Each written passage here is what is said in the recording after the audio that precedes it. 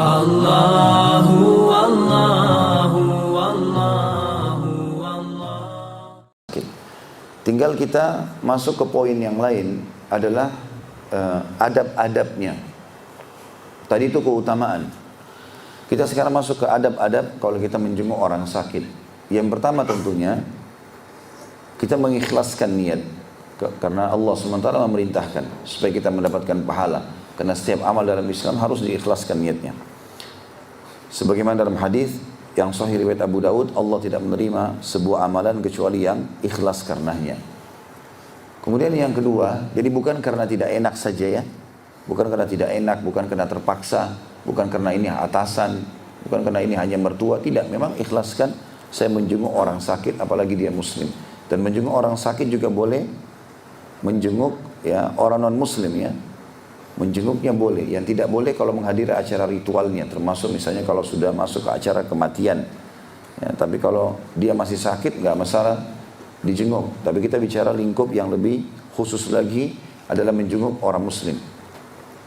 Kita ikhlaskan niat. Yang kedua, yang kita harus lakukan adalah memilih waktu dan tempat yang tepat. Ya. Jadi kita tentu di rumah sakit pun sudah ada jam besuk misalnya, ya waktu-waktu yang tepat. Jangan sampai pada saat dia mungkin lagi dibersihkan oleh perawat atau lagi mengkonsumsi obat yang memang tidak boleh, ada orang yang sehat di situ ya karena penyakitnya sangat keras misalnya. Maka ini semua kita pilih waktu dan tempat yang tepat ya. Kalau misalnya ada orang sakit tapi jauh sekali luar negeri, mungkin kita tidak mampu untuk ke sana, itu tidak tepat waktu dan tempatnya juga ya. Dan ini selalu dilakukan oleh Nabi SAW. Beliau kalau menjenguk sahabat-sahabat yang sakit, beliau ya, memilih waktu yang tepat di mana orang itu punya kesiapan untuk dijenguk. Kemudian yang ketiga, mendoakan padanya atau di sisinya doa-doa yang disunnahkan. Di antara doa yang sangat mulia, potongannya sangat pendek, dan ini ada jaminan dari Nabi SAW. Dalam hadis Bukhari Muslim kata Nabi SAW, siapa yang menjenguk orang sakit kemudian dia membaca 7 kali As'alullahal azim Rabbul arshil azim ayyashfiyaka, 3 potongan saja. As'alullahal azim artinya aku memohon kepada Allah yang maha agung, Rabbul arshil azim pemilik singgasana yang agung, ayyashfiyaka agar menyembuhkanmu. Kalau perempuan ayyashfiyaki. As'alullahal azim Rabbul arshil azim ayyashfiyaka. Ini 3 potongan doa yang sangat pendek. Kata Nabi SAW, siapa yang membacanya 7 kali di sisi orang yang sedang dijenguk, maka pasti Allah akan sembuhkan selama ajalnya belum datang. Pasti Allah sembuhkan selama ajalnya belum datang. Jadi memang bisa saja seorang muslim berkeyakinan kalau dia baca tulus ikhlas ini karena Allah SWT dia baca pada saat dia jenguk orang sakit, maka pasti disembuhkan oleh Allah. Dan kalau tidak sembuh dengan doa-doa ini sering kita baca, memang sudah ajalnya orang ini. Kenapa begitu penyampaian baginda Nabi SAW ya. Pasti Allah sembuhkan selama ajalnya belum datang.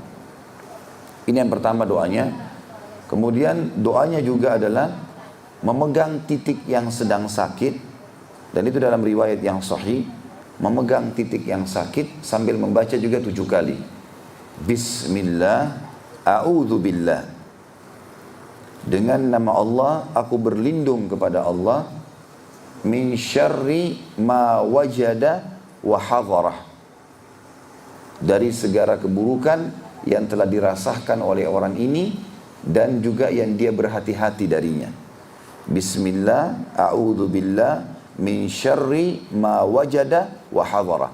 Itu kalau pasiennya laki-laki. Kalau perempuan ditambah tak, min syarri ma wajadat wa hadarat. Ya. Dari keburukan yang dia dapatkan atau dia rasakan dan dia berhati-hati darinya.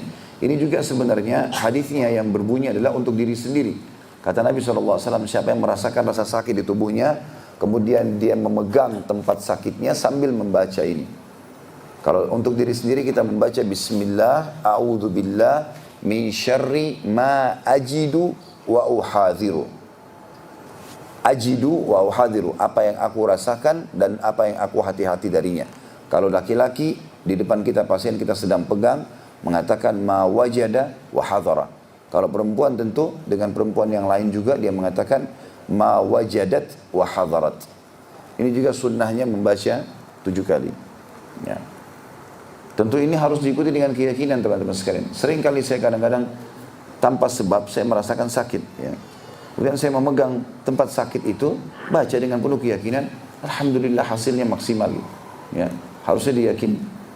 Saya kemarin naik pesawat waktu umrah, entah kenapa pas naik pesawat mau pulang ke Indonesia, lutut saya sakit sekali sebelah kanan.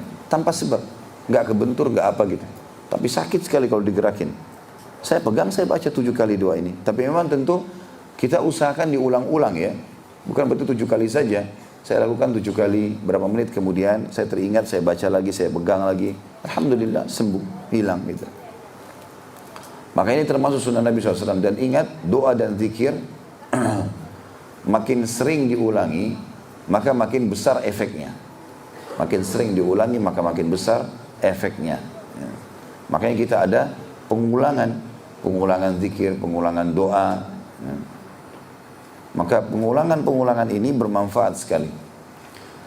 Jenis doa yang ketiga yang diajarkan Nabi SAW adalah beliau pernah menjenguk seorang sahabat yang sakit, kemudian beliau menyentuhkan jari-jari beliau ke tanah sambil mengangkatnya dan meludahinya sedikit atau meniupnya dan berkata, ditempelkan di tempat yang sedang sakit sambil beliau mengatakan Bismillahi turbati ardina, dengan nama Allah dan kesucian tanah kami, biriqati ba'dina, dengan air liur atau air ludah sebagian kami, yushfa bihi saqimuna, tersembuhkanlah orang yang sakit di antara kami.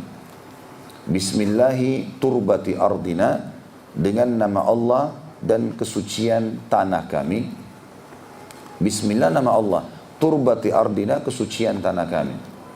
Biriqati ba'dina, dengan air ludah atau air liur sebagian di antara kami, yushfa bihi saqimuna, tersembuhkanlah orang yang sakit di antara kami.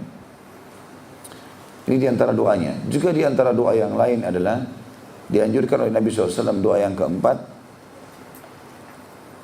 Allahumma rabban nas adhibil ba's. Allahumma rabban nas adhibil ba's. Artinya, Allahumma rabban nas, ya Allah Tuhannya manusia.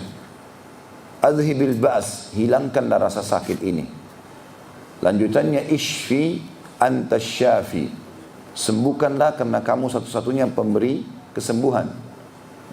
Ishfi anta syafi, Allahumma rabban nas adhibil ba's, ishfi anta syafi, la shifa illa shifa'uk, shifa'an la yughadiru saqama. Ya. Ishfi anta syafi, la shifa illa shifa'uk, shifa'an la yughadiru saqama. Allahumma rabban nas, ya Allah Tuhannya manusia, adhibil ba's, hilangkanlah penyakit ini. Ishfi anta syafi, sembuhkanlah karena engkau adalah satunya penyembuh. La shifa illa shifa'uk, dan tidak akan pernah ada kesembuhan kecuali kesembuhan dari sisimu. Shifa'an la yughadiru saqama, kesembuhan yang tidak meninggalkan bekas. Kesembuhan yang tidak meninggalkan bekas. Sebagian ulama menambahkan, ini tentu yang kedua tadi tentang masalah yang harus kita lakukan ya, mengikhlaskan niat. Kemudian yang kedua, melihat waktu dan tempat yang tepat. Yang ketiga, membaca doa-doa tadi.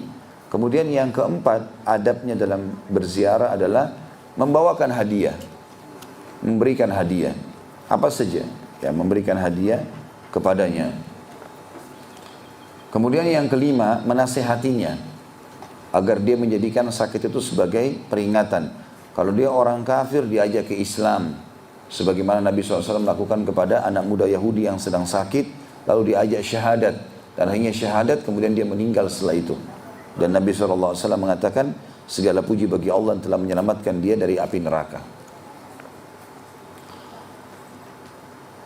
Menasihati tentunya ini termasuk bagian daripada sunnah.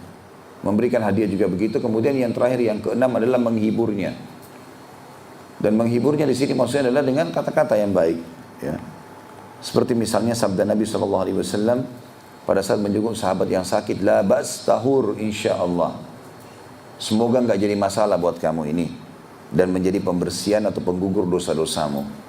Itu kalimat-kalimat motivasi sekaligus doa tentunya ya. Maka ini perlu dilakukan. Ya. Jadi jangan sampai kita datang menjenguk orang sakit, sebentar lagi kamu mati kayaknya nih. Ya. Atau apalah kata-kata yang serupa dengan itu, malah menakut-nakuti. Maka ini tidak boleh. Tapi kita juga tidak bohong tentunya. Ya, dari satu sisi begitu kita mengatakan insya Allah Allah sembuhkan, semangatlah.